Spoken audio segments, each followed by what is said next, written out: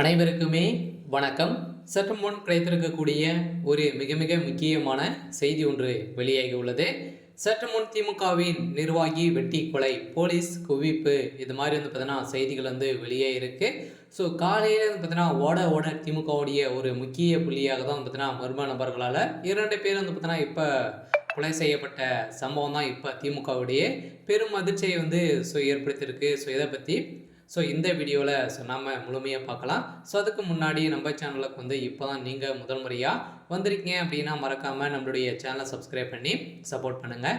So வாங்க வீடியோக்குள்ளே போகலாம். ஸோ பார்த்தீங்கன்னா திமுகவின் நிர்வாகி பார்த்தீங்கன்னா வெட்டி கொலை செய்யப்பட்ட சம்பவம் பார்த்தீங்கன்னா ரோட்டின் அடியிலே தூக்கி வீசப்பட்ட சம்பவம் தான் அங்கு ஒரு மிக பரபரப்பை ஏற்படுத்தியிருந்தது. ஸோ இதனால் மதுரை மாவட்டம் திருமங்கலம் பகுதியில் முருகேசன் 54 வயதாவது என்பவர் வசித்து வருகிறார். இவர் திமுக கட்சியின் நிர்வாகியாக இருப்பவர். ராஜசேகர் என்கிற 33 வயது என்பவர் நண்பர் இருவருமே. இதில் முருகேசன் மகன் மணி 27 வயதாகிறது. இவர் தன்னுடைய பைக்கில் சென்றிருந்த போது ராஜசேகரனிடம் அடமான பத்திரம் பார்த்தீங்கன்னா ரூபாய் 27,000 கடன் பெற்றுள்ளதாக வெளியாகியிருந்த செய்தியால் தான் வெளியாயிருக்கு. இந்த பணத்தை அவருக்கு மீண்டும் திருப்பி கொடுக்காத நிலையில் 1000 ரூபாய் மட்டுமே கொடுக்கவில்லை என்று கூறப்படுகிறது. இதில் இவர்கள் இருவரும் இடையே வாக்குவாதம் ஏற்பட்டு அங்கு கைகாலாக மாறிவிட்டது.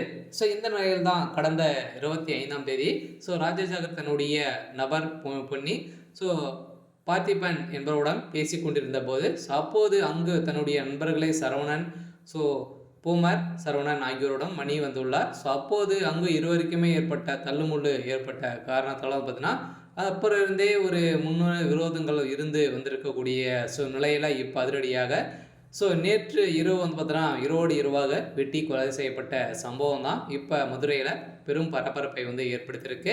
இதன் அடிப்படையில் தான் இப்போ இதுக்கு மேலே பார்த்தீங்கன்னா திமுகவுடைய ஆட்சியில் இதற்குமே பெண்களுக்கும் ஆண்களுக்குமே எந்த ஒரு பாதுகாப்பும் இல்லாத ஒரு அரசாக தான் சட்ட ஒழுங்கை மீறி நடந்துட்டு இருக்காங்க அப்படின்ற மாதிரி எதிர்ப்புகளும் வந்திருக்கக்கூடிய சூழ்நிலையில் அதனால் திமுக இருக்கக்கூடிய முக்கிய புள்ளிகளுக்கே இந்த நிலை வந்திருக்கு அப்படின்னா சாமானிய மக்களுக்கெல்லாம் எந்த ஒரு நிலைமை இருக்கும் அப்படின்றத அனைவரும் தெரிஞ்சுக்கலாம். அதெல்லாம் பார்த்தீங்கன்னா திமுகவுடைய ஒரு ஏற்கனவே ஒரு முக்கிய புள்ளியாக தான் இருந்திருக்காரு. அதெல்லாம் மாவட்ட தலைவராகவும் இருந்திருக்காரு.